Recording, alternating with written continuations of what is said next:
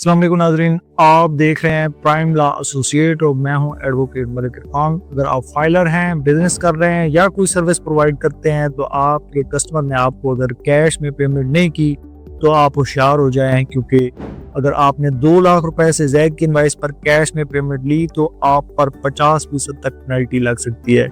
जी हाँ, नया कानून जो है बजट 2025 में लाया गया है, जिसके तहत टैक्स का जो ऑर्डिनेंस है सेक्शन 1 की तब्दील किया गया है और अब ये मसला जो है फाइलर्स के लिए बनेगा। और 2025 में कहा जा रहा है कि नॉन फाइलर और लेट फाइलर का कंसेप्ट खत्म हो जाएगा।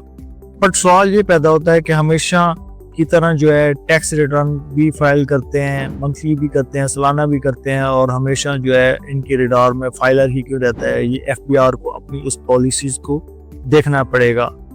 अब आते हैं इस कानून की डिटेल की तरफ। 1 जुलाई 2025 से ये कानून नाफिज हो रहा है। आपने लेट्स सपोज एग्जांपल देता हूँ कि मिस्टर बी को 3 लाख रुपए की कोई चीज़ बेची है, तो उसने पेमेंट आपका दी बैंक या चेक के ज़रिए से। आप एक फाइलर हैं और आपने टैक्स रिटर्न वगैरह भी फाइल की हुई है, तो अब आप जब टैक्स रिटर्न फाइल करेंगे तो FBR आपको ऑडिट के दौरान चेक कर सकता है कि 3 लाख की जो आपने सेल की है तो कैश में की है, इसलिए आपके एक्सपेंसेस डिसअलाउ कर दिए जाएंगे।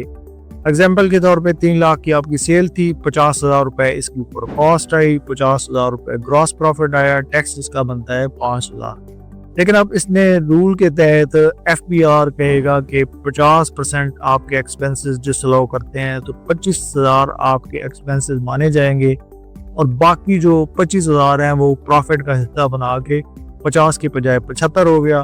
तो इसके मुताबिक फिर नतीजतन आपको 15,000 टैक्स पड़ जाएगा।